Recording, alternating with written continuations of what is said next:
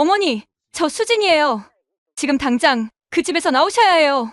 늦은 밤 수화기 너머로 들려온 건 꿈에서도 그리던 전 며느리의 목소리였습니다.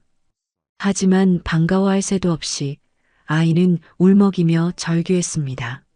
지금 깡패들이 집으로 가고 있단 말이에요. 제발요, 어서요. 그 한마디에 피가 차갑게 식었습니다. 대체 무슨 일이 벌어지고 있는 걸까요? 나는 그저 평범하게 살던 사람일 뿐인데요. 그날 밤 그 전화 한 통이 내 인생을 송두리째 뒤집을 줄은 상상도 못했습니다. 이바구 시작 전에 구독과 좋아요 눌러주시고 어디서 무엇을 하며 듣고 계시는지 댓글로 꼭 남겨주세요. 그 끔찍한 전화가 울리기 불과 몇 시간 전만 해도 저는 여느 때와 다름없는 저녁을 보내고 있었습니다. 텔레비전에서는 뭐가 그리 재미있는지 연신 웃음소리가 터져 나왔지만 텅 빈 거실에 앉은 제게는 그저 소음일 뿐이었습니다. 밥상 위에는 식어버린 김치찌개와 나물 반찬 두어 가지가 전부. 혼자 먹는 밥은 늘 모래알을 씹는 것처럼 서걱거렸습니다. 밥 한 술을 뜨다 말고 저도 모르게 맞은편 빈 의자를 바라보았습니다. 남편이 세상을 떠난 지도 벌써 10년 그 넓던 집이 이렇게나 공허하게 느껴지기 시작한 건 아들 영훈이가 재혼하고부터였습니다. 재혼 전 영훈이가 첫 번째 아내였던 수진이와 함께 살 때만 해도 이 집은 늘 사람 온기로 북적였습니다.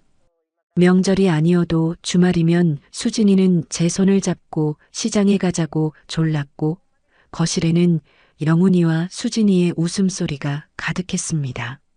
수진이는 남편 없이 혼자 된 저를 살뜰히도 챙겼습니다. 어머니, 이거 새로 나온 영양제인데 꼭 챙겨 드세요. 어머니, 주말에 온천이라도 다녀올까요? 피 한 방울 섞이지 않은 아이였지만 제게는 세상에 둘도 없는 딸이었습니다. 하지만 그 행복은 오래가지 못했습니다. 영훈이가 바람이 났고 수진이는 제게 차마 말도 못하고 혼자 속을 끓였습니다. 모든 사실을 알게 되었을 때 저는 하늘이 무너지는 것 같았습니다. 제가 낳은 자식이지만 어찌 그런 배신을 할 수 있는지. 저는 수진이의 손을 붙잡고 차라리 영훈이를 용서해달라고 빌었습니다. 지금 생각하면 참으로 어리석고 이기적인 부탁이었습니다. 제 아들 하나 지키자고 착한 며느리의 가슴에 대못을 박은 셈이니까요. 결국 수진이는 텅 빈 눈으로 저를 한번 바라보고는 말없이 짐을 싸서 이 집을 떠났습니다. 그게 벌써 3년 전의 일입니다. 그 후로 영훈이는 보란 듯이 새장가를 갔습니다. 저 화려하고 젊은 여자가 뭐가 그리 좋았을까요? 아들은 새 아내 강미라의 말이라면 껌뻑 죽는 신용까지 했습니다. 처음에는 저를 모시고 살겠다며 살갑게 굴던 새 며느리는 시간이 지날수록 본색을 드러냈습니다. 제가 해준 반찬은 짜다, 달다 타박하기 일쑤였고 거실에 나와 있는 것조차 불편한 티를 냈습니다. 어머니, 저희도 이제 저희만의 생활이 필요해요. 미라가 좀 어려서 어머니께서 이해해 주세요. 아들의 그 비겁한 변명에 저는 아무 대꾸도 할 수 없었습니다. 그저 수진이에게 더 큰 죄를 짓는 것만 같아 고개를 떨굴 뿐이었습니다. 결국 저는 분가를 결심하고 쌈짓돈을 털어 집을 구했습니다. 그렇게 이 집으로 옮겨온 뒤로는 아들의 얼굴 보기가 하늘의 별 따기였습니다. 한 달에 한 번 겨우 걸려오는 전화는 늘 똑같았습니다. 어머니, 별일 없으시죠?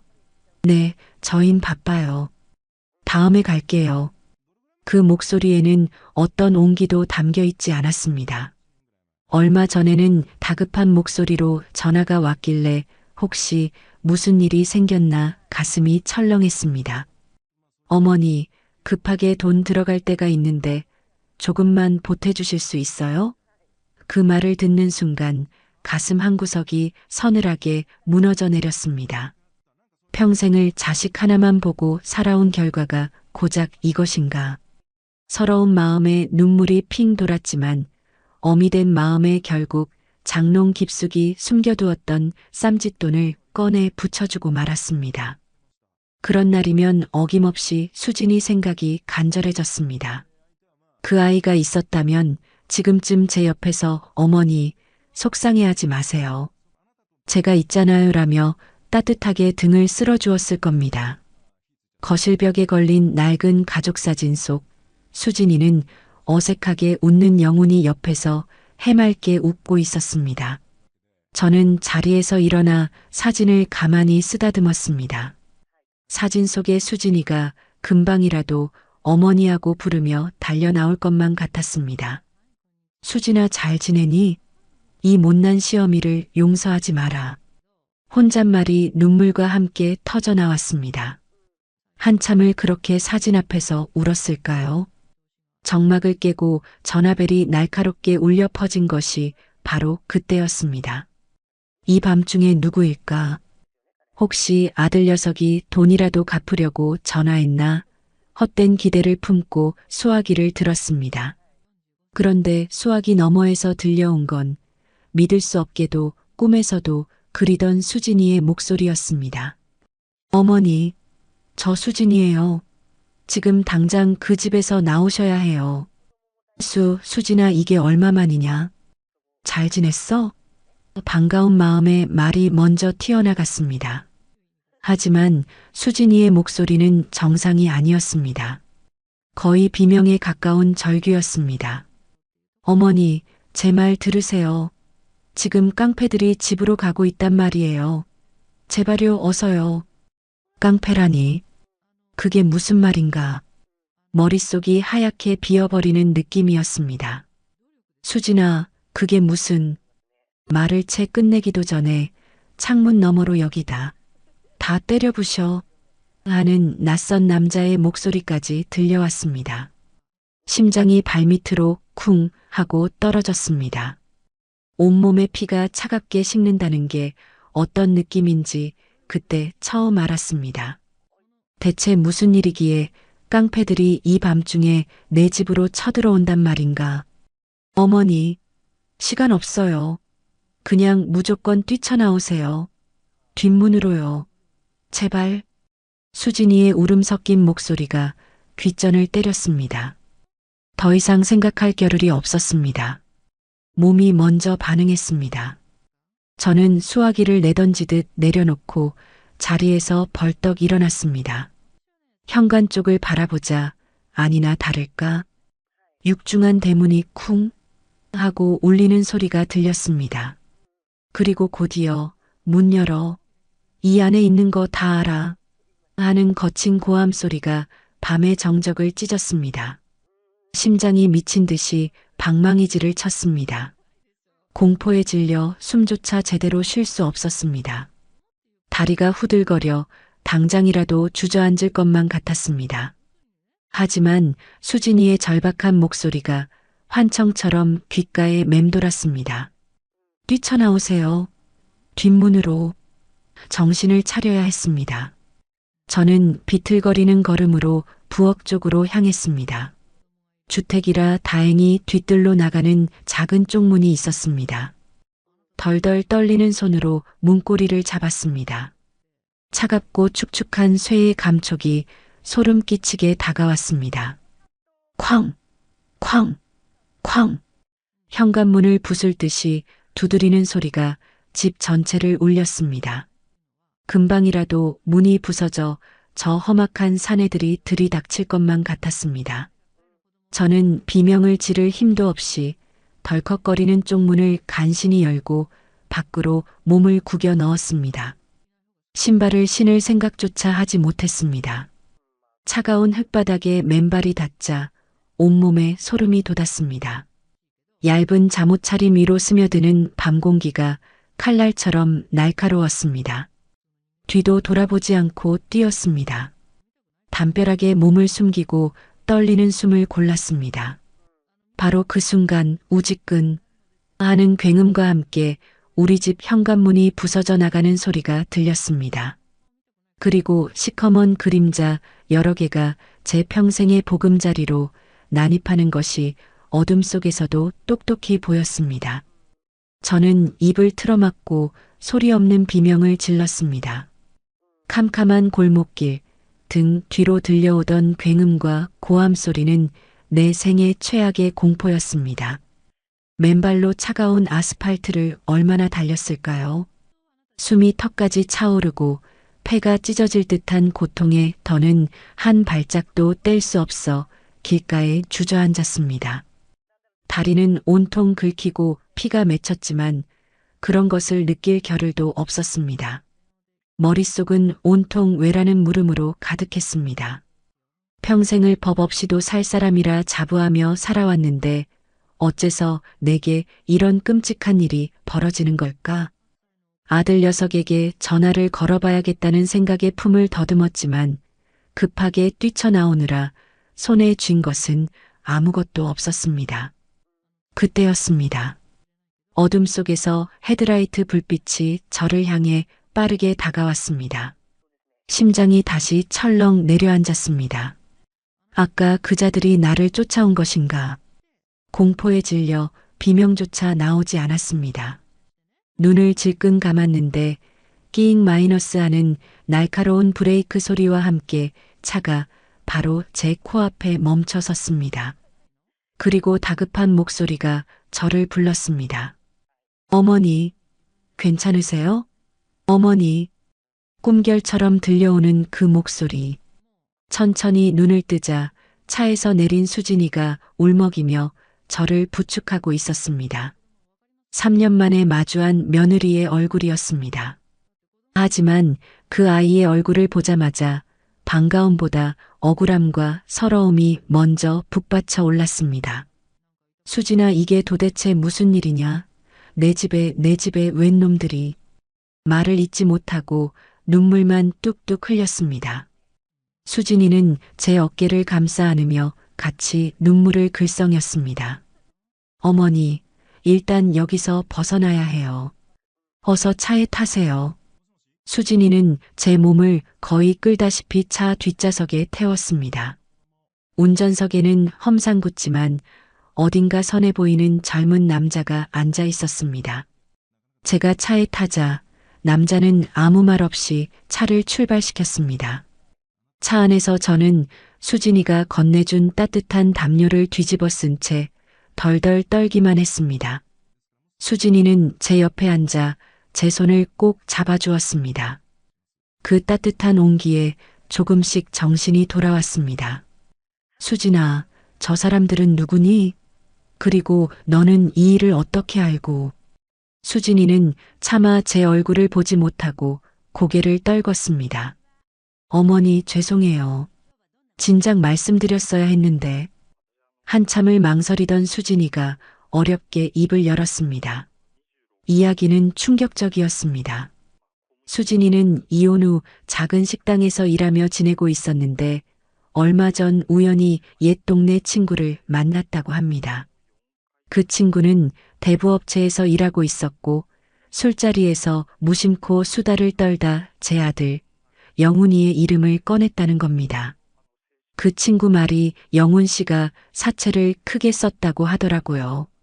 새 부인 명품 사주고 사업한다고 폼 잡다가 빚더미에 앉았다고. 수진이의 목소리가 떨려왔습니다. 심장이 다시 한번 바닥으로 곤두박질 치는 기분이었습니다. 하지만 그건 시작에 불과했습니다. 처음에는 저도 설마 했어요. 그런데 며칠 전에 그 친구가 또 연락이 와서는 영훈 씨가 빚을 못 갚아서 담보로 잡은 집을 오늘 넘기기로 했다는 거예요. 그런데 그 집 주소가 어머니 댁 주소였어요. 망치로 머리를 세게 얻어맞은 듯한 충격이었습니다. 내 아들이, 내 하나뿐인 아들이 내 집을 담보로 사채를 썼다고? 믿을 수가 없었습니다. 아니, 믿고 싶지 않았습니다. 아니다, 아닐 게다. 영훈이가, 내 아들이 어떻게 나한테. 저는 고개를 세차게 저으며 현실을 부정했습니다. 수진이는 더 이상 말을 잇지 못하고 제 어깨를 토닥여주기만 했습니다. 차가 멈춘 곳은 어느 허름한 모텔 앞이었습니다. 어머니, 오늘은 일단 여기서 좀 쉬세요. 제가 날 박는 대로 다시 올게요. 수진이는 제 손에 따뜻한 두유 한 팩을 쥐어주고는 운전석에 남자와 함께 차를 타고 사라졌습니다. 방 안으로 들어와 침대에 걸터 앉자 그제야 참았던 눈물이 폭포수처럼 쏟아졌습니다. 평생을 아들 하나만 바라보고 살았습니다. 남편이 일찍 세상을 떠나고 여자의 몸으로 온갖 굳은 일을 마다하지 않으며 영훈이를 키웠습니다. 행여나 아비 없는 자식이라는 소리 들을까 남들 먹는 거, 입는 거 하나 부족함 없이 키우려 발버둥 쳤습니다. 그렇게 애지중지 키운 아들이었는데 어떻게 제 등 뒤에 칼을 꽂을 수가 있단 말인가. 새 며느리의 사치 때문에 그깟 명품 가방이 이 어미의 마지막 보금자리보다 중했단 말인가. 밤새 한숨도 자지 못했습니다. 뜬 눈으로 천장만 바라보며 영훈이를 낳았던 날부터 지금까지의 시간들을 되짚었습니다. 제 품에 안겨 잠들던 아기 영훈이 처음으로 엄마라고 불렀을 때의 벅찬 감동, 삐뚤빼뚤한 글씨로 쓴 편지를 내밀며 제 어깨를 주물러주던 어린 아들 그 모든 기억이 비수처럼 날아와 가슴에 박혔습니다. 배신감에 몸서리가 쳐졌습니다. 서러움에 목이 메어 숨을 쉴 수가 없었습니다. 날이 밝아오자 저는 결심했습니다. 내 눈으로 직접 확인해야겠다고. 저는 모텔을 나와 택시를 잡아 타고 집으로 향했습니다. 어젯밤의 그 아수라장이 꿈이기를 바라면서. 하지만 집 앞에 도착했을 때 제 앞에는 처참한 현실만이 기다리고 있었습니다. 현관문은 부서진 채 활짝 열려 있었고 집안의 온갖 살림살이들이 마당으로 내동댕이 쳐져 있었습니다. 제가 아끼던 찻잔이며 남편의 유품이었던 낡은 서랍장까지 모든 것이 산산조각 나 있었습니다. 그때 집안에서 새 며느리 강미라와 아들 영훈이의 목소리가 들려왔습니다. 저는 홀린 듯이 부서진 문 안으로 들어섰습니다. 거실은 그야말로 난장판이었습니다. 그리고 그 한가운데 사채업자로 보이는 사내 두 명과 마주 앉아 무언가 이야기를 나누고 있는 아들 내외가 보였습니다. 그러니까요, 저희가 언제 돈 안 갚는다고 했습니까? 며칠만 더 시간을 주시면. 영훈이가 비굴한 목소리로 사내들에게 빌고 있었습니다. 강미라는 팔짱을 낀 채 마치 남의 집 구경이라도 온 사람처럼 삐딱하게 서 있었습니다. 그 모습을 보는 순간 머릿속에 무언가가 툭 하고 끊어지는 느낌이었습니다. 영훈아, 제 목소리가 아니었습니다. 분노로 갈라진 낯선 소리였습니다. 제 부름에 세 사람의 시선이 모두 저에게로 향했습니다. 영훈이는 저를 보자마자 귀신이라도 본 사람처럼 얼굴이 새하얗게 질렸습니다. 어머니, 어떻게 여기에? 내가 여기 있으면 안 되는 것이냐? 여기가 내 집인데 내 놈이 무슨 권리로 이 집을 이 꼴로 만들어. 저는 영훈이에게 달려들어 정신없이 등을 내리쳤습니다. 이놈아, 이 나쁜 놈아, 내가 어떻게 나한테 이럴 수가 있어. 내가 너를 어떻게 키웠는데. 눈물과 함께 분노가 터져 나왔습니다. 영훈이는 제 손에 맞으면서도 아무 말도 하지 못하고 고개만 숙였습니다. 아, 어머니, 왜 사람을 때리고 그러세요? 그때 옆에 서 있던 강미라가 신경질적으로 소리를 지르며 제 앞을 가로막았습니다. 그 뻔뻔한 얼굴을 보자 이성의 끈이 완전히 놓여버렸습니다. 저는 손을 들어 강미라의 뺨을 세차게 올려붙였습니다. 짝 하는 소리와 함께 거실에는 잠시 정적이 흘렀습니다. 너 내년 때문이지. 내가 내 아들 구슬려서 이 집까지 팔아먹으려고 한 거지. 이 요물 같은 것. 강미라는 얻어맞은 뺨을 감싸 쥐고 저를 노려보았습니다. 그 눈에는 일말의 죄책감도 없었습니다. 오히려 증오와 악의가 가득했습니다. 뭐라고요? 지금 저더러 요물이라고 하셨어요? 어머님 말 다 하셨네요. 이 집 어차피 아드님 명의로 되어 있던 거 아니에요? 자기 집 자기가 담보 잡겠다는데 뭐가 문제예요? 그 말이 무슨 뜻인지 이해하는 데는 그리 오랜 시간이 걸리지 않았습니다. 몇 달 전 영훈이는 세금이 많이 나온다며 제게 인감도장을 달라고 한 적이 있었습니다. 집 명의를 잠시 자기 앞으로 해놓으면 절세할 방법이 있다면서 저는 아들의 말을 철석같이 믿고 아무 의심 없이 인감을 내주었습니다. 그것이 이런 결과를 낳을 줄은 꿈에도 상상하지 못했습니다. 하늘이 무너지고 땅이 꺼지는 기분이었습니다. 세상이 온통 잿빛으로 보였습니다. 저는 그 자리에 풀썩 주저앉아 망연자실하게 아들을 바라보았습니다. 제 마지막 희망, 제 삶의 이유였던 아들이 저를 완벽하게 기만하고 나락으로 밀어넣은 것입니다. 영훈이는 끝까지 제 눈을 마주치지 못하고 고개를 숙일 뿐이었습니다. 그 순간 깨달았습니다. 제 인생이 송두리째 부정당했다는 것을. 아수라장이 된 거실 한가운데 저는 주저앉은 채 멍하니 아들 녀석의 얼굴만 바라보았습니다. 제 평생을 바쳐 이룩한 세상이 아들의 손에 의해 산산조각 나는 소리를 듣고 있었습니다. 뺨을 맞고도 분이 풀리지 않는지 새 며느리 강미라는 도끼 오른 눈으로 저를 쏘아보며 악을 썼습니다. 어머니야말로 지금 이게 무슨 행패세요? 엄연히 서류상으로 우리 집인데 누가 누구한테 큰 소리예요? 빚 때문에 잠깐 시끄러워진 거 가지고 유나는.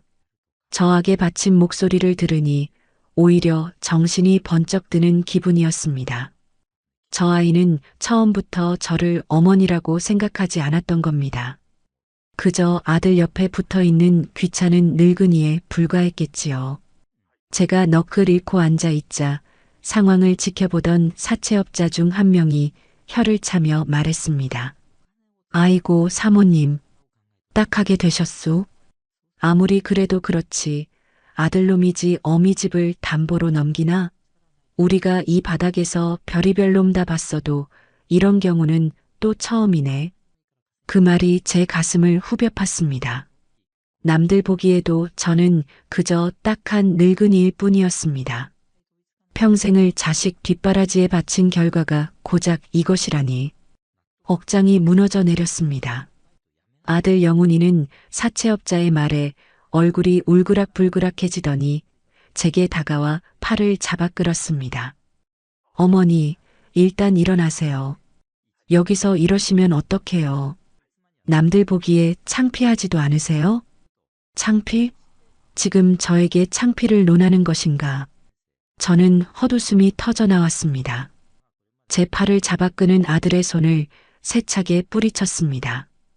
이 손 놔라. 더러운 손으로 어딜 만져. 내가 어떻게 나한테. 차마 말을 잇지 못하고 입술만 파르르 떨었습니다. 영훈이는 제 눈을 피하며 변명을 늘어놓기 시작했습니다. 어머니, 이건 오해예요. 사업상 급하게 돈이 필요해서 잠깐 융통한 것뿐이에요. 금방 해결할 수 있다고요. 제가 다 막을 수 있어요. 그러니까 제발. 그때였습니다. 오해? 해결? 지금 그 말이 나온다고 생각하세요, 영훈 씨? 차갑고 단호한 목소리가 거실을 울렸습니다. 문가에는 수진이가 서 있었습니다. 언제 왔는지 모르게 그 아이는 저와 영훈이를 번갈아 보며 싸늘하게 말했습니다. 수진이의 등장에 영훈이의 얼굴은 더욱 사색이 되었습니다. 내가 여긴 어떻게? 어머니가 걱정돼서 와봤어요. 그런데 제가 안 왔으면 정말 큰일 날 뻔했네요. 수진이는 영훈이를 지나쳐 제게 다가와 저를 부축해 일으켰습니다. 어머니, 괜찮으세요? 우선 여기서 나가시죠. 그리고는 영훈이를 향해 돌아섰습니다. 영훈 씨, 당신이 말하는 해결이라는 게 뭔지 내가 모를 줄 알아요? 수진이는 손에 들고 있던 서류 봉투에서 사진 몇 장을 꺼내 거실 테이블 위로 던졌습니다. 사진 속에는 영훈이와 강미라가 명품 매장에서 쇼핑을 즐기는 모습, 고급 레스토랑에서 값비싼 와인을 마시는 모습, 심지어 해외여행을 가서 호화로운 요트 위에 누워있는 모습까지 담겨 있었습니다. 바로 얼마 전 제게 사업 자금이 급하다며 손을 벌렸던 바로 그 시점이었습니다. 사업 자금이 급하다면서요? 그런데 그 돈으로 두 분은 이렇게 잘 놀러 다니셨네요? 이 명품 가방들, 이 시계들 다 어머니 피 같은 돈으로 산 거 아니에요? 영훈이는 아무 말도 하지 못했습니다. 그저 시선을 피할 뿐이었습니다. 새 며느리 강미라는 얼굴이 벌개져서는 소리쳤습니다. 내가 뭔데 남의 사생활을 캐고 다녀. 스토커야?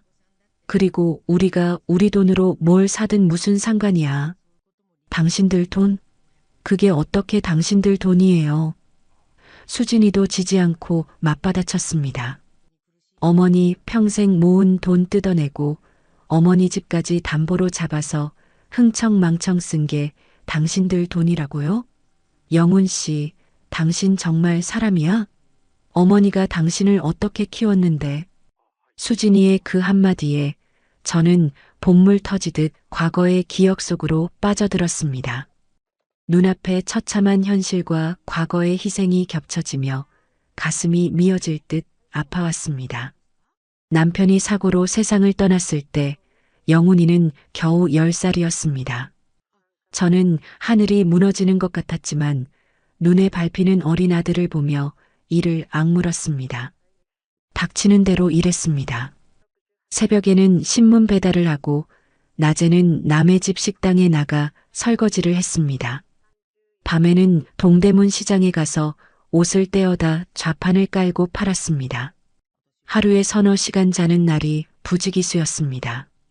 거칠어진 손을 볼 때마다 잠든 아들의 얼굴을 볼 때마다 눈물이 났지만 이 악물고 버텼습니다. 영훈이가 대학에 갔을 때는 정말 기뻤습니다. 우리 아들도 이제 번듯한 사람이 될 수 있겠구나.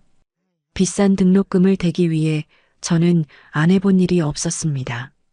공사판에 나가 벽돌을 나르고 빌딩 청소를 하며 허리가 끊어질 듯 아파도 아들 얼굴만 보면 힘이 났습니다. 영훈이가 처음으로 월급을 타서 내민 빨간 내복을 받아들고 얼마나 울었는지 모릅니다. 이제 고생 끝이라고 아들 덕에 호강할 날만 남았다고 굳게 믿었습니다. 그렇게 귀하게 키운 아들이었습니다. 그런데 그 아들이 제 심장에 칼을 꽂았습니다. 제 평생의 노력을, 제 희생을 헌신짝처럼 내버렸습니다. 사업 자금이라는 거짓말로 제 마지막 남은 노후 자금을 뜯어가고 제가 유일하게 발 뻗고 누울 수 있었던 이 집마저 사채업자에게 넘겨버렸습니다. 그 돈으로 저 화려한 여자와 뒹굴며 사치를 부렸던 겁니다. 과거의 기억에서 헤어나오자 눈앞에는 여전히 비굴하게 변명만 늘어놓는 아들과 그런 아들 뒤에 숨어 눈을 흘기는 새 며느리의 모습이 보였습니다. 가슴속에서 뜨거운 무언가가 치밀어 올랐습니다. 서러움이었습니다. 한평생을 바친 것에 대한 허무함과 배신감이 뒤섞인 핏물 같은 서러움이었습니다. 영훈아. 제가 나지막이 부르자 아들이 고개를 들었습니다. 저는 떨리는 목소리로 물었습니다. 내 아비가 죽고 내가 너 하나 키우겠다고 시장 바닥을 뒹굴 때 너는 무얼 했느냐? 내가 추운 겨울에 손발이 다 얼어 터져가며 번 돈으로 내 등록금을 낼 때 너는 무얼 했느냐? 그저 어미 등골 빼먹으며 편하게 공부만 하지 않았느냐? 그런데 내가 어찌 이럴 수 있단 말이냐? 제 말에 영훈이의 얼굴이 일그러졌습니다. 하지만 그것이 미안함인지 아니면 자신의 치부가 드러난 것에 대한 창피함인지 알 수 없었습니다. 저는 더 이상 아들에게서 어떤 희망도 찾을 수 없었습니다. 수진이가 저를 부축해 집 밖으로 이끌었습니다. 문을 나서는 순간 저는 아들에게 마지막 말을 던졌습니다. 내가 사람이냐? 그 한마디를 끝으로 저는 다시는 뒤돌아보지 않았습니다. 수진이의 차에 올라타자마자 참고 참았던 눈물이 터져 나왔습니다. 하지만 이번의 눈물은 어젯밤의 공포와는 다른 것이었습니다. 그것은 내 인생 전체에 대한 회한과 내 존재 자체가 부정당한 것에 대한 처절한 슬픔이었습니다. 수진이는 아무 말 없이 제 등을 토닥여 주었습니다. 그 작은 손길의 의지에 저는 한참을 어린아이처럼 울었습니다. 더 이상 돌아갈 집도 믿을 아들도 없다는 사실이 그제야 현실로 다가왔습니다. 그 지옥 같은 집을 빠져나온 후 수진이는 저를 자신의 집으로 데려갔습니다. 남편과 사별하고 아들에게 버림받고 집까지 잃은 저를 받아준 곳은 핏줄도 아닌 전 며느리의 작은 빌라였습니다. 수진이의 단출한 살림살이가 놓인 작은 방 창문 틈으로 희미한 아침 햇살이 스며들었습니다. 뜬 눈으로 밤을 새운 저는 멍하니 벽에 기댄 채 앉아 있었습니다. 어제의 일들이 마치 악몽처럼 머릿속을 맴돌았습니다. 부서진 현관문, 난장판이 된 거실, 아들의 비굴한 얼굴과 새 며느리의 악독한 눈빛까지 모든 것이 비현실적이었습니다. 이제 나는 어디로 가야 하나, 앞으로 어떻게 살아야 하나. 막막함에 가슴이 돌덩이처럼 무겁게 내려앉았습니다. 그때 조용히 방문이 열리고 수진이가 작은 쟁반을 들고 들어왔습니다. 따뜻한 김이 피어오르는 북엇국과 갓 지은 쌀밥. 어머니, 속이라도 좀 푸세요. 밥을 드셔야 기운을 차리시죠. 그 다정한 목소리에 또다시 눈물이 핑 돌았습니다. 남이 되어버린 며느리는 이렇게 저를 챙기는데 제 피부치인 아들은 저를 나락으로 밀어 넣었습니다. 수진아, 내가 무슨 면목으로 내 신세를 지겠니? 내 집도 좁은데. 그런 말씀 마세요, 어머니. 저한테는 아직 어머니세요. 수진이는 제 옆에 앉아 숟가락을 제 손에 쥐어주었습니다.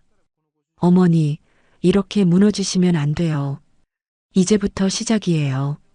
그 단호한 목소리에 고개를 들자 수진이의 눈빛이 그 어느 때보다 굳건하게 빛나고 있었습니다. 어머니, 제가 아는 변호사님이 계세요. 실력 있고 믿을 만한 분이에요. 일단 그분부터 만나서 상담을 받아봐요. 이대로 억울하게 길거리에 나앉을 수는 없잖아요. 변호사, 소송, 평생을 성실하게 살아온 제게는 너무나 낯설고 두려운 단어들이었습니다. 아들을 상대로 법정 싸움을 벌여야 한다니 상상만 해도 끔찍했습니다. 아니다, 내가 어떻게 내 자식을. 제가 힘없이 고개를 젓자 수진이가 제 손을 꽉 잡았습니다. 어머니, 정신 차리세요. 지금 어머니가 상대해야 할 사람은 아들이 아니에요. 어머니의 전 재산을 빼돌리고 어머니를 길거리로 내몬 사기꾼이에요. 어머니가 지금 약해지시면 저 사람들은 더 기고만장해질 거예요. 평생 일군 재산 다 뺏기고 평생 멸시받으면서 사실 거예요. 그래도 괜찮으세요? 수진이의 날카로운 말이 제 심장을 찔렀습니다. 그래, 저 아이의 말이 맞다. 내가 지금 상대하는 것은 더 이상 내 아들이 아니다. 내 평생을 부정하고 나를 짓밟은 원수다. 이대로 물러설 수는 없었다. 억울해서라도 분해서라도 이대로는 못 죽는다. 저는 떨리는 손으로 숟가락을 들어 밥을 한술 떴습니다. 밥알이 모래알처럼 씹혔지만 살기 위해 억지로 삼켰습니다. 만나보자. 그 변호사라는 사람. 제 대답에 수진이의 얼굴에 비로소 안도하는 빛이 스쳤습니다. 다음 날 수진이와 함께 변호사 사무실을 찾았습니다. 젊고 똑 부러져 보이는 여자 변호사는 제 이야기를 듣는 내내 안타까운 표정을 지었습니다. 모든 이야기를 마친 후 변호사는 법률 용어를 최대한 쉽게 풀어서 현재 상황을 설명해 주었습니다. 어머님, 상황이 좋지는 않습니다. 일단 집의 등기 명의가 아드님 앞으로 되어 있기 때문에 사채업자들이 권리를 주장하는 것 자체를 막기는 어렵습니다. 하지만 방법이 없는 건 아닙니다. 변호사는 명의신탁이라는 개념에 대해 설명했습니다. 실제 소유주는 저이지만 아들 이름만 빌린 것이라는 점을 증명해야 한다고 했습니다. 그리고 아들이 제 동의 없이 집을 담보로 대출을 받은 것은 명백한 횡령에 해당한다고 했습니다.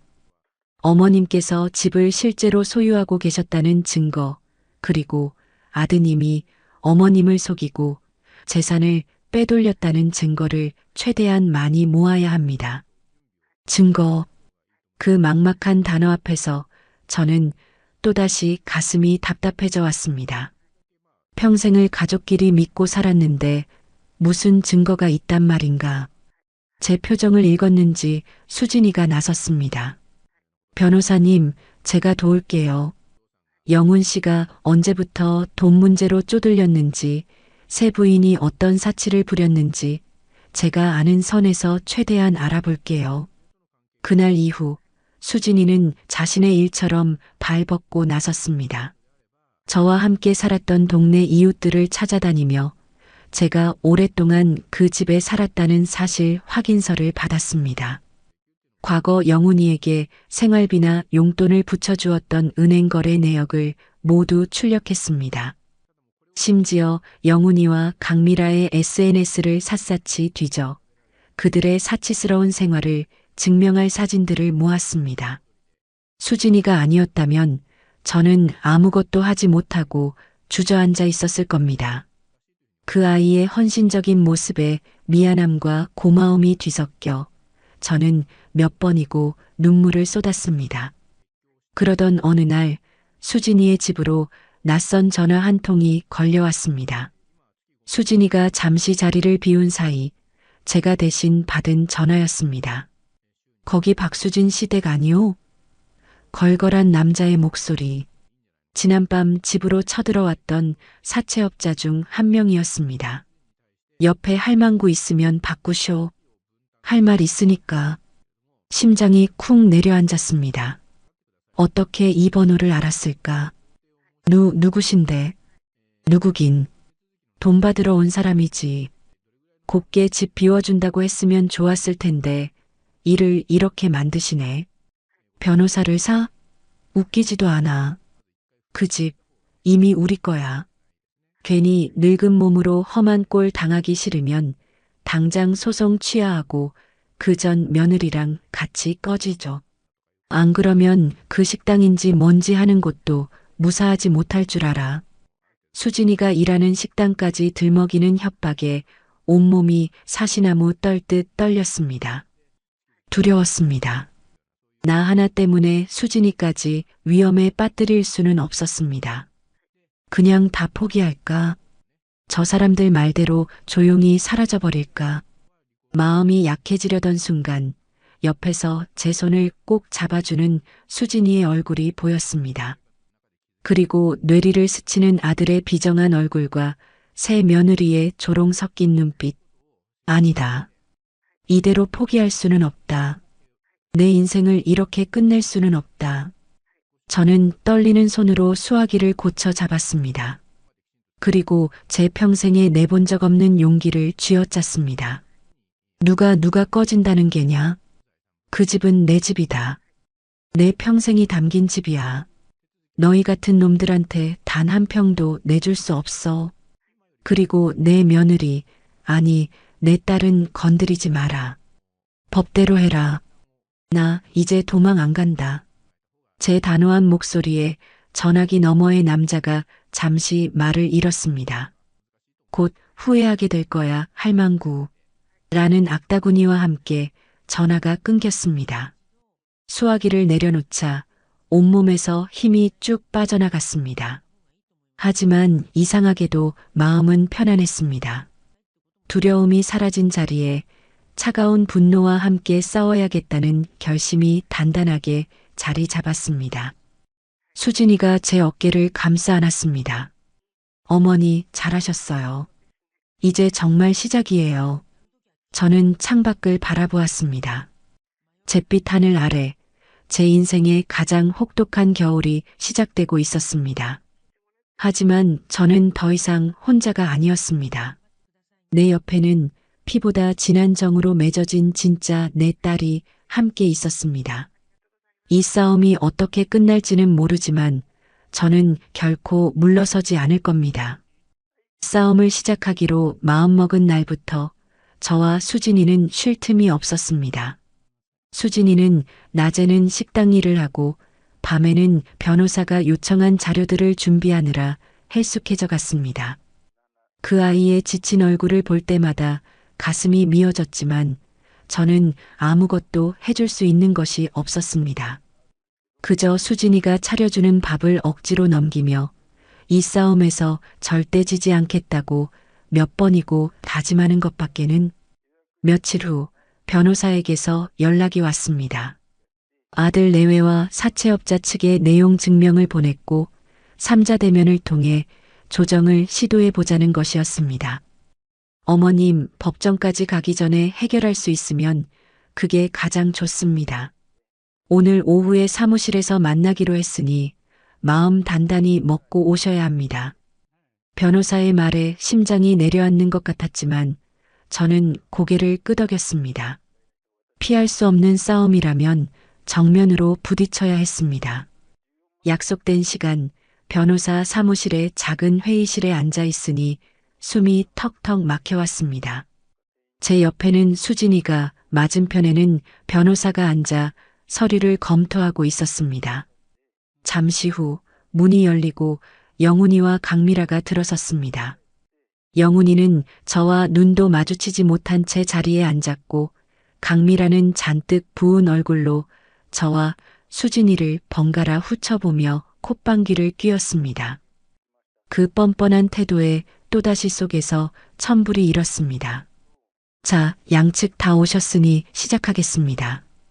변호사가 입을 열자 강미라가 다리를 꼬며 먼저 말을 가로챘습니다. 시작하기는 뭘 시작해요? 변호사님, 우리는 이 할머니 아니 어머님이랑 할 얘기 없어요. 법대로 하자면서요? 그냥 깔끔하게 집 비워주시면 되잖아요. 일을 왜 이렇게 복잡하게 만드세요? 그 말에 수진이가 참지 못하고 나섰습니다. 말씀이 지나치시네요, 강미라 씨. 어머님 평생 사신 집이에요. 그런데 어떻게 깔끔하게 비워달라는 말이 그렇게 쉽게 나오세요? 어머, 전 며느님 아니세요? 이제 남인데 왜 이렇게까지 나서는지 모르겠네. 혹시 뭐 콩고물이라도 떨어질까 싶어서 그러시나? 강미라의 비아냥에 회의실의 공기가 얼어붙었습니다. 저는 주먹을 꽉 쥐었습니다. 손톱이 손바닥을 파고드는 아픔도 느껴지지 않았습니다. 변호사가 분위기를 수습하며 영훈이 쪽을 바라보았습니다. 이영훈 씨, 한정심 여사님께서 이 집에서 수십 년간 거주하셨고 집을 구매할 당시의 자금 출처 역시 여사님이시라는 증거가 다수 확보되었습니다. 아드님께 명의만 신탁한 부동산을 임의로 담보대출받아 처분하려 한 것은 명백한 횡령 및 사기죄에 해당합니다. 지금이라도 채무를 변제하고 집의 소유권을 어머님께 돌려드리는 게 어떻겠습니까? 변호사의 논리정연한 말에 영훈이는 입술만 달싹일 뿐 아무 대답도 하지 못했습니다. 그러자 옆에 있던 강미라가 또다시 끼어들었습니다. 무슨 소리예요? 명의가 영훈 씨 앞으로 되어 있는데 왜 그게 사기예요? 그리고 그놈의 돈. 우리가 그 돈 다 썼어요? 영훈 씨가 사업한다고 가져다 쓴 돈도 있잖아요. 왜 나만 갖고 그래요? 강미라는 이제 아예 영훈이에게 책임을 떠넘기기 시작했습니다. 영훈이는 당황한 얼굴로 미라야, 너라며 말을 더듬었고 강미라는 그런 영훈이를 경멸의 눈빛으로 쏘아보았습니다. 왜 틀린 말했어? 당신이 능력만 있었어 봐. 내가 사채까지 쓰게 뒀겠냐고. 당신이 맨날 사업한다. 뭐한다. 돈만 날리지 않았으면 이런 일도 없었어. 두 사람이 서로에게 책임을 미루며 이전 투구를 벌이는 모습을 저는 아무 말 없이 지켜보았습니다. 내 아들이 저런 여자에게 빠져 제 어미의 등을 치고 이제는 저 여자에게 온갖 수모를 당하고 있었습니다. 가엾다는 생각조차 들지 않았습니다. 그저 구역질이 났습니다. 한심하고 멍청하고 비겁한 내 아들의 모습에 환멸이 느껴졌습니다. 그만해라. 제 나지막한 목소리에 두 사람의 싸움이 멎었습니다. 모두의 시선이 제게로 쏠렸습니다. 저는 자리에서 일어나 영훈이 앞에 섰습니다. 영훈아, 내가 너 업고 병원으로 뛰었던 날 기억하느냐? 뜬금없는 제 물음에 영훈이가 당황한 얼굴로 저를 바라보았습니다. 어머니, 내가 5살 때였지. 한겨울에 연탄가스를 마시고 사경을 헤맸을 때 눈보라가 치던 그 밤에 의사도 포기하라고 했는데 내가 너를 들쳐 업고 큰 병원까지 밤새 걸어갔다. 내 등에서 내 숨이 끊어질까봐, 혹여나 내 몸이 식을까봐 내 잠바까지 벗어 너를 감싸고 뛰었지. 그때 내 등은 찢어질 듯이 아팠지만 너만 살릴 수 있다면 내 목숨도 아깝지 않다고 생각했다.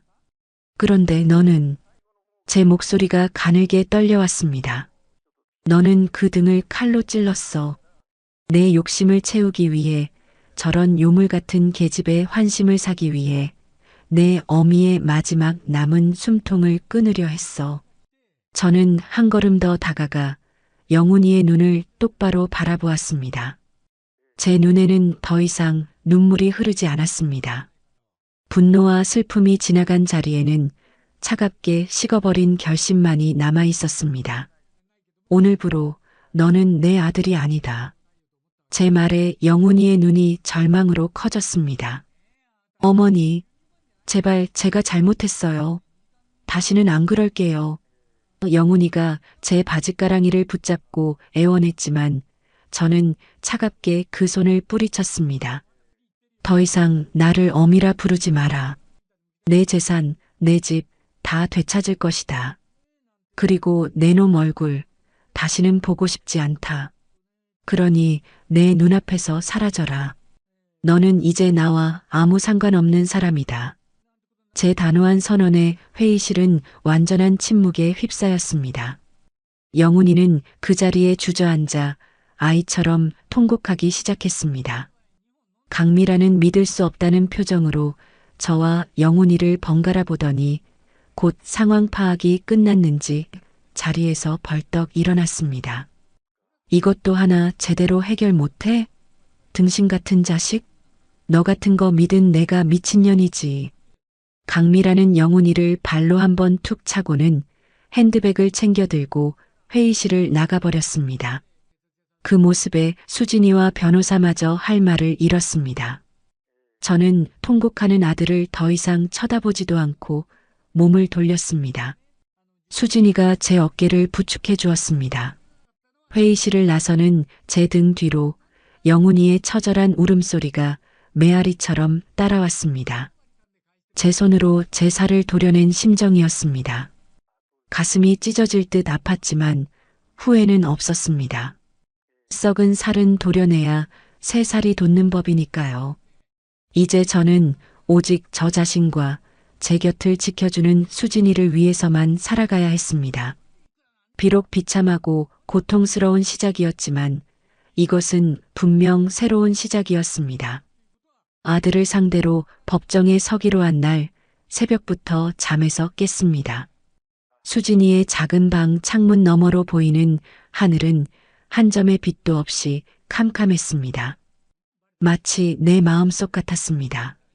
제 손으로 아들을 법의 심판대에 세운다는 사실이 믿기지 않았고 그 끝이 어디일지 몰라 두려웠습니다. 하지만 이제 와서 물러설 수는 없었습니다. 제 곁에서 잠든 수진이의 고른 숨소리를 들으며 저는 몇 번이고 마음을 다잡았습니다. 저 아이를 위해서라도, 그리고 짓밟힌 내 인생을 위해서라도 저는 강해져야만 했습니다. 법원으로 향하는 내내 저는 한마디도 할 수 없었습니다. 차창 밖으로 스쳐 지나가는 풍경들이 모두 낯설게만 느껴졌습니다. 법원 입구에 도착하자 수많은 사람들이 무표정한 얼굴로 건물을 드나들고 있었습니다. 저마다의 사연과 아픔을 안고 저 문턱을 넘겠지요. 저 역시 그들 중 하나가 되었다는 사실이 서글펐습니다. 어머니, 손 잡으세요. 수진이가 제 손을 꼭 잡아주었습니다. 그 아이의 따뜻한 온기가 아니었다면 저는 그 자리에서 도망쳤을지도 모릅니다. 조정실이라는 차가운 이름의 방에 들어서자 먼저 와 있던 아들 영훈이와 새 며느리 강미라가 보였습니다. 며칠 사이에 영훈이는 헬쑥해져 있었고 강미라는 여전히 도끼 어린 눈으로 저와 수진이를 쏘아보고 있었습니다. 그들 옆에는 처음 보는 변호사가 앉아 서류를 뒤적이고 있었습니다. 조정위원이라는 사람이 들어와 판에 박힌 듯한 말을 늘어놓았습니다. 가족 간의 일이니 원만하게 해결하는 것이 좋지 않겠냐는 말이었습니다. 원만하게? 제 인생을 송두리째 흔들어 놓고 이제 와서 원만한 해결이라니. 헛웃음이 나왔습니다. 아니나 다를까 상대 측 변호사가 먼저 입을 열었습니다. 저희 의뢰인께서는 어머님께 도의적인 죄송함을 느끼고 있습니다. 하지만 법적으로는 아무런 문제가 없습니다.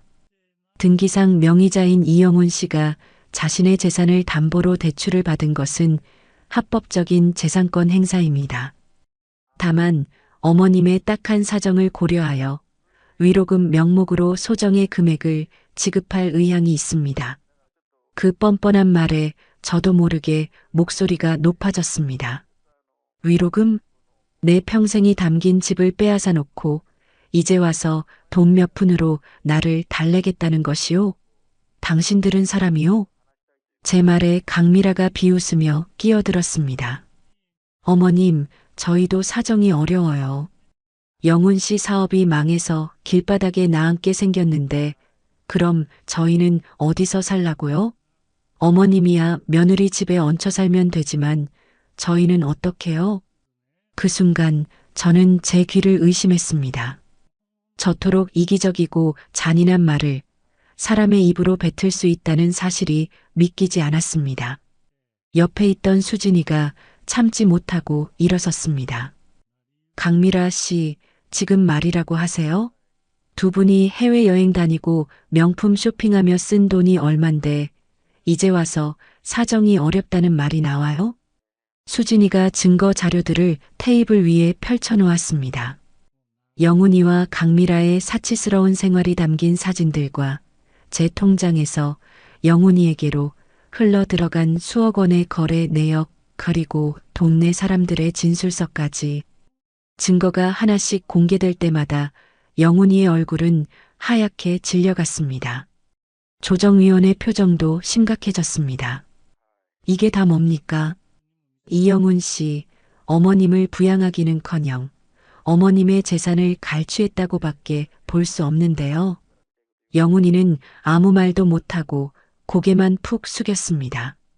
그러자 강미라가 갑자기 태도를 바꾸었습니다. 저는 모르는 일이에요. 저는 영훈 씨가 어머님 돈으로 저런 걸 사주는 줄 몰랐어요. 그냥 자기 사업이 잘 돼서 돈이 많은 줄 알았죠. 다 이 남자가 저를 속인 거예요. 강미라는 울며 불며 모든 책임을 영훈이에게 떠넘기기 시작했습니다. 영훈이는 배신감에 찬 눈으로 강미라를 바라보았지만 아무런 반박도 하지 못했습니다. 그저 미라야, 내가 어떻게라는 말만 중얼거릴 뿐이었습니다. 그 비참하고 한심한 광경을 지켜보는 제 마음은 복잡했습니다. 아들이 당하는 모습에 쌤통이라는 생각이 들면서도 한편으로는 가슴 한구석이 아려왔습니다. 제가 낳고 키운 자식이 저렇게까지 망가졌다는 사실이 저를 슬프게 했습니다. 결국 조정은 결렬되었습니다. 우리는 정식 재판을 준비하게 되었습니다. 며칠 후 첫 재판이 열렸습니다. 판사 앞에 서니 다리가 후들거려 제대로 몸을 가눌 수 없었습니다. 하지만 제 옆에 선 변호사와 방청석에서 저를 지켜보는 수진이의 눈빛을 보며 용기를 냈습니다. 재판은 저희에게 유리하게 흘러갔습니다. 저희 변호사는 수진이가 모은 증거들을 바탕으로 영훈이의 횡령과 사기 혐의를 조목조목 입증해 나갔습니다. 특히 제가 수십 년간 그 집에 살면서 낸 각종 공과금 영수증과 집을 살 때 제 명의의 통장에서 돈이 나간 기록은 결정적인 증거가 되었습니다. 궁지에 몰린 영훈이 측 변호사는 어머님이 아들에게 집을 증여한 것이라는 억지 주장을 펼쳤지만 판사는 코웃음 쳤습니다. 증여세 한 푼 낸 기록이 없는데 그 말을 믿으라는 겁니까? 상황이 불리해지자 강미라는 더욱 노골적으로 영훈이를 탓하기 시작했습니다. 쉬는 시간에 법원 복도에서 두 사람이 큰 소리로 다투는 소리가 들렸습니다. 다 너 때문이야. 내가 일처리 하나 제대로 못해서 이 지경이 된 거 아니야. 능력도 없는 게 큰 소리만 쳤잖아. 미라야, 제발 그만해. 내가 어떻게든 해볼게. 뭘 어떻게 해. 이미 다 끝났어. 이혼해. 나 당신 같은 무능한 남자랑 더는 못 살아. 위자료나 준비해. 이혼이라는 말에 영훈이는 그 자리에 주저앉아 버렸습니다. 그토록 사랑한다며 제 속을 썩이던 여자가 상황이 불리해지자 가차없이 자신을 버리는 모습을 본 것입니다. 저는 그 광경을 멀리서 지켜보았습니다. 아무런 감정도 느껴지지 않았습니다. 그저 텅 빈 것 같은 공허함만이 제 가슴을 채웠습니다. 내 아들의 인생이 저렇게 한순간에 무너져 내리고 있었습니다. 재판이 다시 시작되었을 때 영훈이는 완전히 넋이 나간 상태였습니다. 판사의 질문에도 제대로 대답하지 못하고 횡설수설했습니다. 결국 판사는 다음 기일에 선고를 하겠다며 재판을 끝냈습니다. 법원을 나오자 차가운 겨울바람이 얼굴을 스쳤습니다. 이긴 싸움이었지만 조금도 기쁘지 않았습니다. 수진이가 제게 다가와 외투를 여며주었습니다. 어머니, 이제 거의 다 끝났어요. 저는 말없이 고개를 끄덕였습니다. 저 멀리 홀로 벤치에 주저앉아 있는 영훈이의 작은 뒷모습이 보였습니다. 가정도 재산도 그리고 어미마저도 모두 잃어버린 제 아들이었습니다. 그 모습을 보니 가슴 깊은 곳에서부터 뜨거운 슬픔이 솟구쳤습니다. 하지만 저는 눈물을 흘리지 않았습니다. 이제 와서 우는 것은 아무 의미가 없다는 것을 알았기 때문입니다.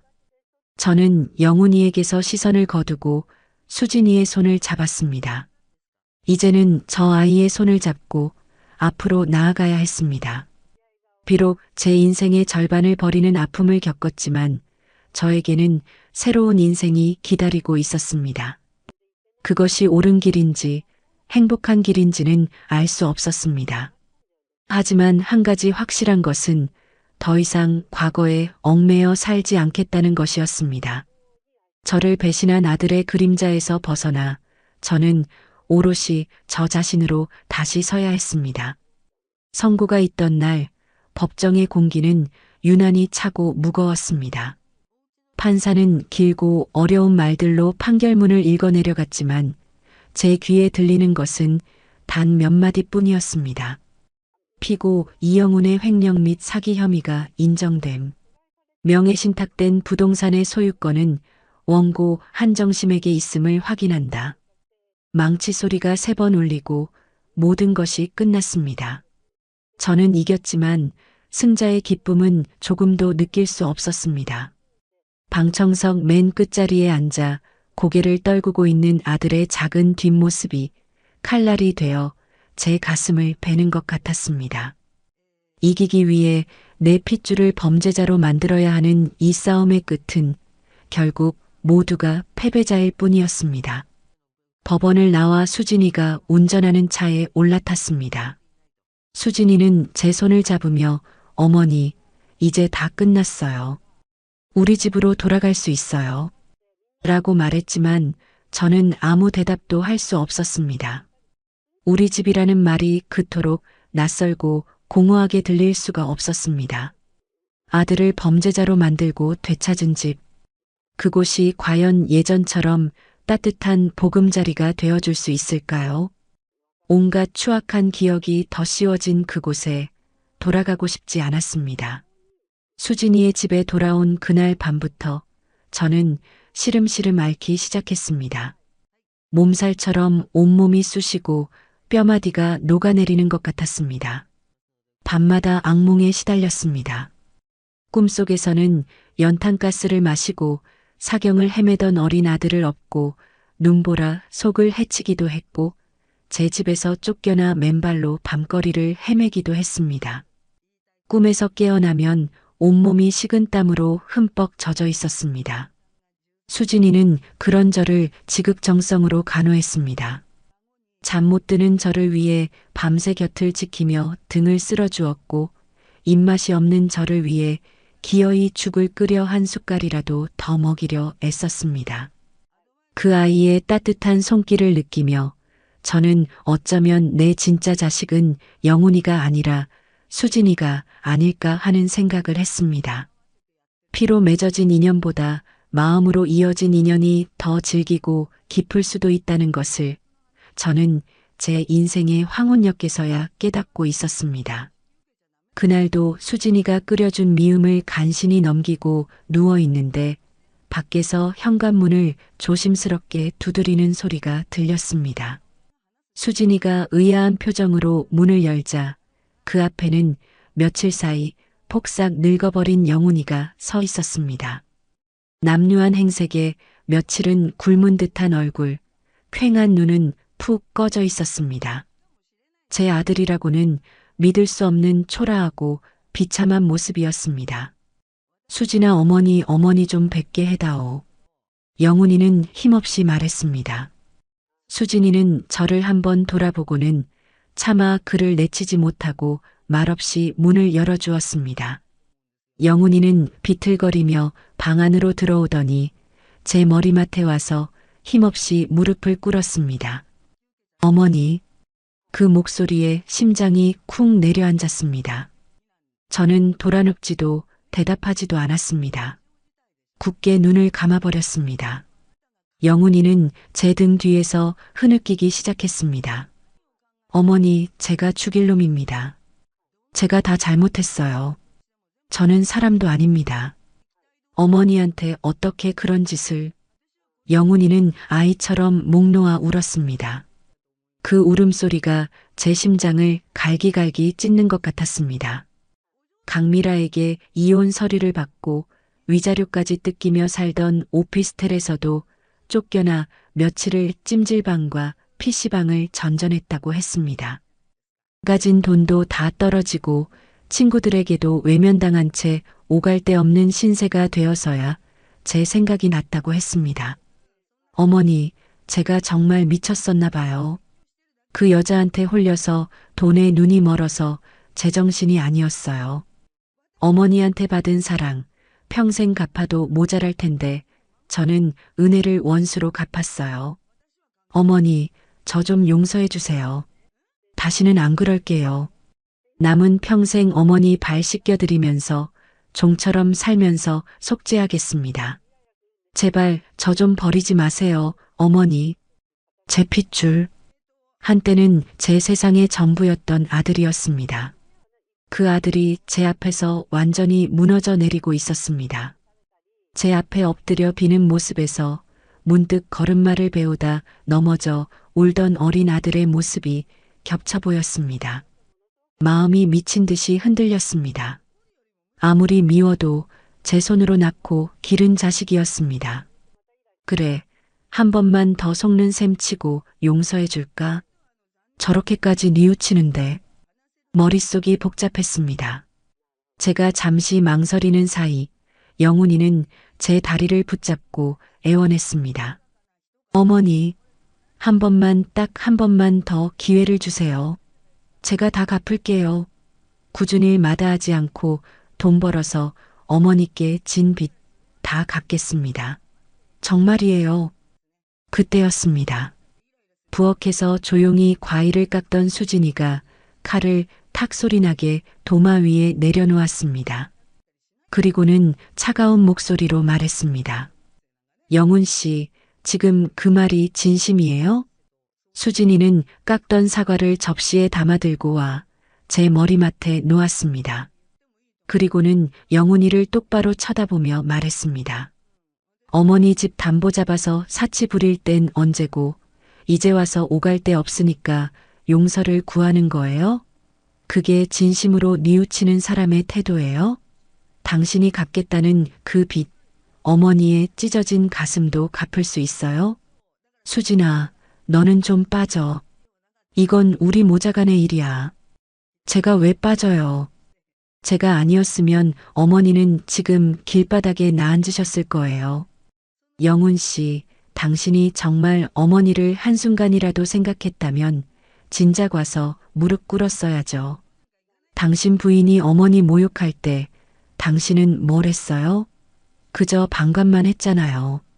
깡패들이 어머니 집에 쳐들어왔을 때 당신은 어디서 뭘 했냐고요?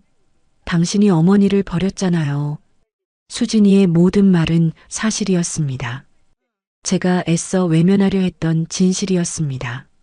제가 흔들렸던 마음을 다잡아주는 날카로운 비수와도 같았습니다. 그렇습니다. 저 아이는 늘 저를 버렸습니다.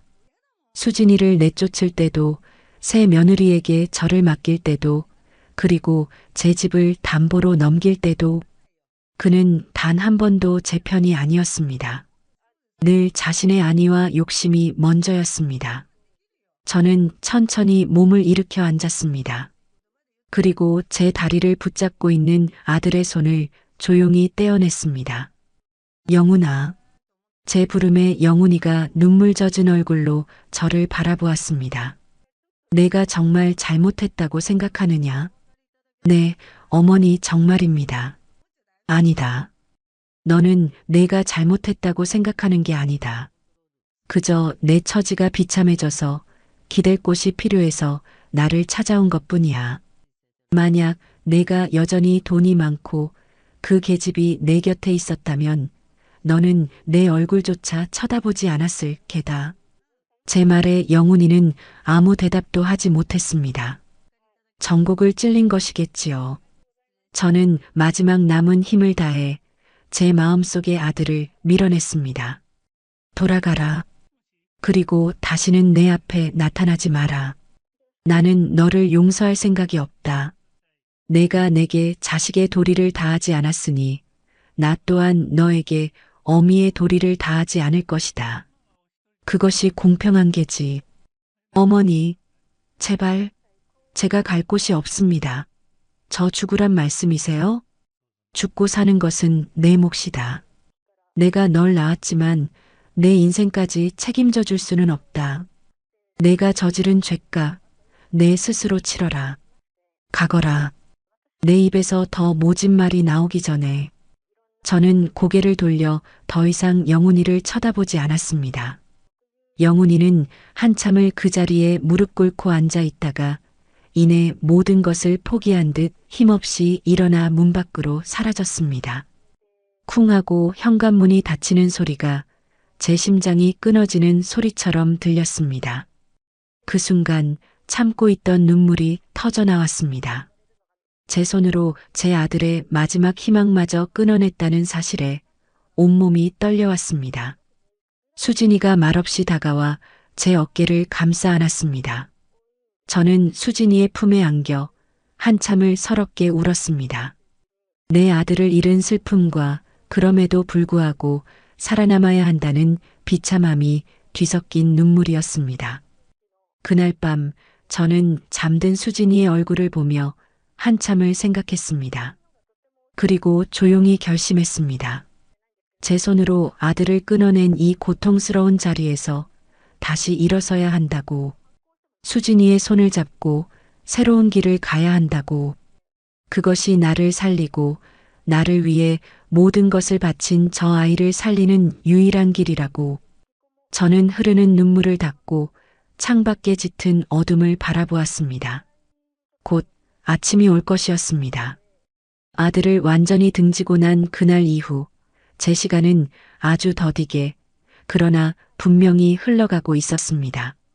계절은 어느덧 혹독한 겨울을 지나 창문 틈으로 스며드는 바람결이 조금은 부드러워진 초봄이 되어 있었습니다. 길고 길었던 법정 싸움은 끝이 났고 저는 제 집의 소유권을 온전히 되찾았습니다. 하지만 제 마음은 여전히 얼어붙은 강물 아래에 잠겨 있는 듯 했습니다. 이겼지만 승자의 기쁨은 조금도 느낄 수 없었습니다. 방청석 맨 끝자리에 앉아 고개를 떨구고 있던 아들의 작은 뒷모습이 칼날이 되어 제 가슴을 베는 것 같았습니다. 수진이의 손을 잡고 몇 달 만에 제 집으로 돌아왔습니다. 수진이가 미리 불러둔 청소업체 덕분에 그날의 끔찍한 흔적은 사라졌지만 텅 빈 공간을 채우는 서늘한 공기는 여전했습니다. 문을 열고 들어서는 순간 소독약 냄새와 함께 그날의 악몽이 되살아났습니다. 사채업자들이 부서진 문을 달아놓은 자리는 흉터처럼 남아 있었고 거실 한가운데에는 미처 치우지 못한 앨범 하나가 덩그러니 놓여 있었습니다. 깨진 가구 조각들, 찢어진 소파는 사라졌지만 그 모든 것이 제 찢어진 마음에 남긴 상흔을 대변하는 것 같았습니다. 어머니, 이제 우리 집이에요. 깨끗하게 정리하고 나면 괜찮아질 거예요. 수진이는 애써 밝은 목소리로 말했지만 저는 말없이 고개를 저었습니다. 이 집은 이미 제게 집이 아니었습니다. 남편과 함께 깃들어 아들을 낳고 키웠던 따뜻한 추억의 공간은 아들의 배신으로 인해 회복할 수 없는 상처와 원망의 공간으로 변해버렸습니다. 이 집의 모든 물건, 모든 벽지가 제게 너는 내 자식에게 버림받았다고 속삭이는 것 같았습니다. 저는 며칠을 멍하니 그 폐허 같은 집을 오갔습니다. 먼지 쌓인 앨범을 열어보았습니다. 영훈이가 처음 자전거를 배우다 넘어져 무릎이 깨졌을 때 제가 호들갑을 떨며 달려가 안아주던 사진 앞에서 발걸음이 멎었습니다. 그때의 영훈이는 제게 세상의 전부였습니다. 그 아이를 위해서라면 무엇이든 할 수 있었습니다. 하지만 그 아이는 제 세상을 무너뜨렸습니다. 저는 조용히 앨범을 덮었습니다. 이 집은 더 이상 제게 안식처가 될 수 없었습니다. 과거의 망령에 사로잡힌 감옥일 뿐이었습니다. 어느 날 저녁 저는 수진이를 마주보고 앉아 말했습니다. 수진아, 이 집을 팔아야겠다. 수진이는 놀란 눈으로 저를 바라보았습니다. 어머니, 그래도 이 집은 어머니 평생이 담긴 곳이잖아요. 아버님과의 추억도 있으시고요. 그래, 내 평생이 담겼지. 하지만 그 평생이 결국 실패로 끝났다는 것도 이 집이 증명하고 있다. 나는 더 이상 이 집에서 과거의 유령과 함께 살고 싶지 않다. 좋은 기억마저 나쁜 기억에 잡아먹히기 전에 여기서 나가고 싶어. 다 정리하고 너와 함께 새로 시작하고 싶다. 아주 작고 소박해도 좋으니 아픈 기억이 없는 곳에서 우리 둘이서만 말이다. 제 단호한 결심에 수진이는 더 이상 아무 말도 하지 못하고 고개를 끄덕였습니다. 그 아이의 눈에 맺힌 눈물을 보며 저는 제 선택이 틀리지 않았음을 알 수 있었습니다. 집을 내놓는 것은 생각보다 쉬웠습니다. 부동산 업자는 집을 둘러보더니 곧 좋은 가격에 사겠다는 사람이 나타났다고 연락해 왔습니다. 우리는 며칠에 걸쳐 짐을 정리했습니다. 대부분의 낡은 가구와 살림은 버렸습니다. 제 손때 묻은 물건들이 트럭에 실려 나갈 때 제 인생의 절반이 함께 실려나가는 것 같아 가슴이 아팠지만 후회는 하지 않았습니다. 새롭게 시작하기 위해서는 낡은 것을 버려야만 했습니다. 마지막으로 짐을 정리하던 날, 저는 장롱 깊숙한 곳에서 작은 오동나무 상자 하나를 발견했습니다.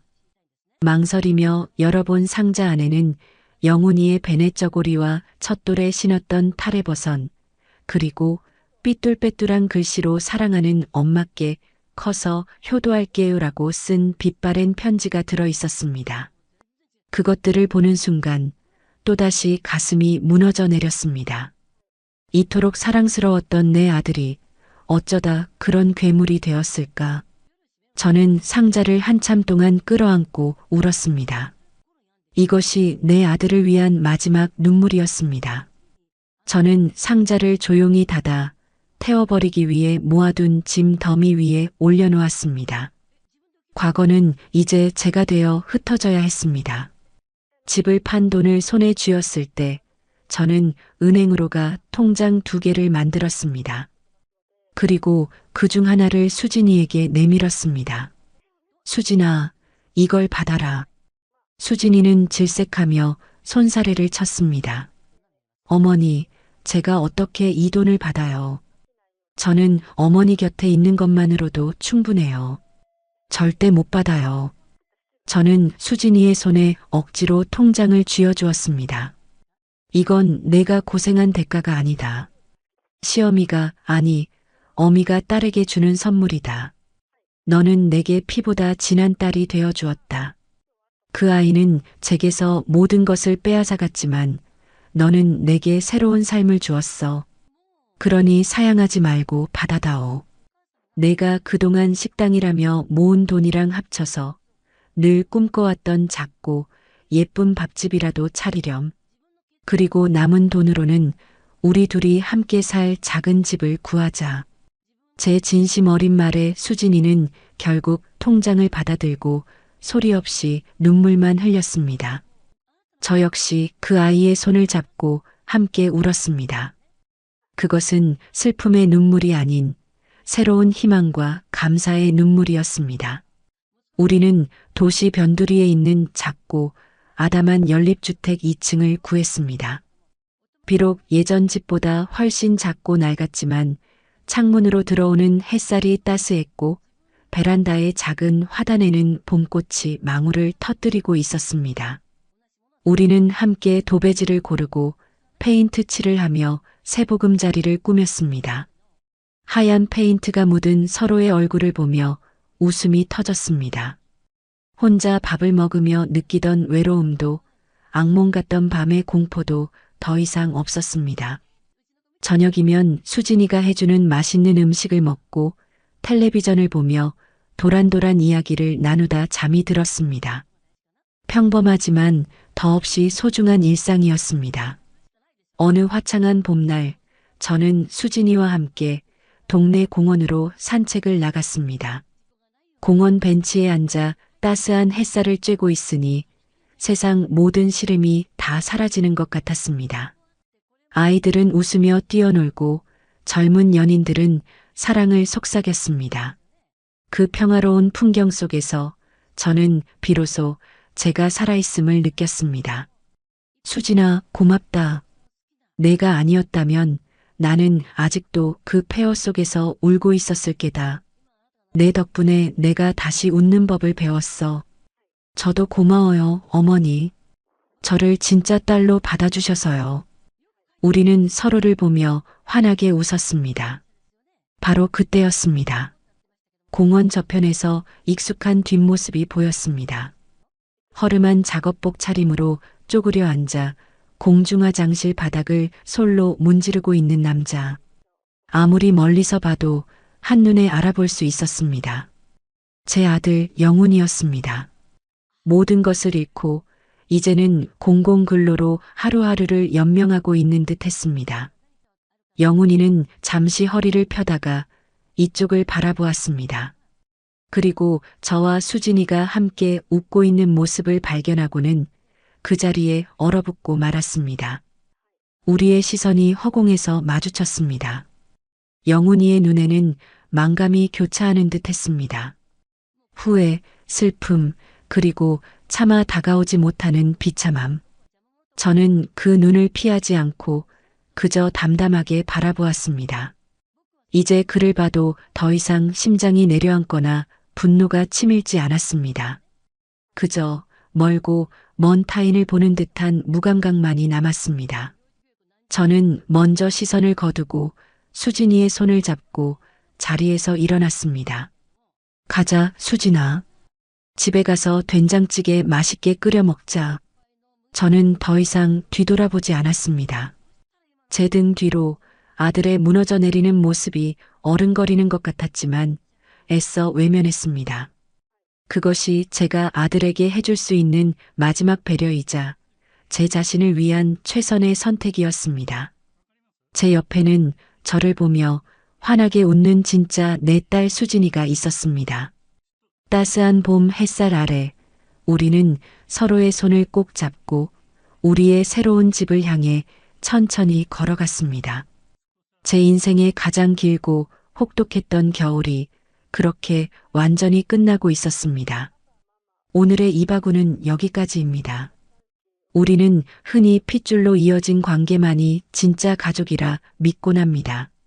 하지만 아들 영훈이 보여주었듯 혈연은 때로 가장 이기적이고 비정한 칼날이 되어 돌아오기도 합니다.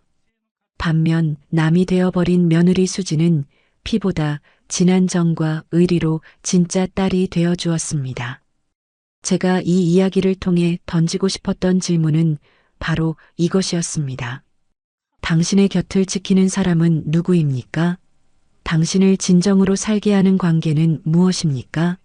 핏줄이라는 굴레에 갇혀 고통받고 있다면 그 끈을 끊어낼 용기가 우리에게는 있을까요? 주인공 정심 여사의 마지막 선택은 아들을 향한 복수나 응징이 아니었을 겁니다. 그것은 온전히 자기 자신을 위한 선택이자 낡은 과거와 단절하고 새로운 삶으로 나아가기 위한 처절한 첫걸음이었습니다. 부디 이 이야기가 세상의 모든 한정심들에게 작은 위로와 용기가 되었기를 바랍니다.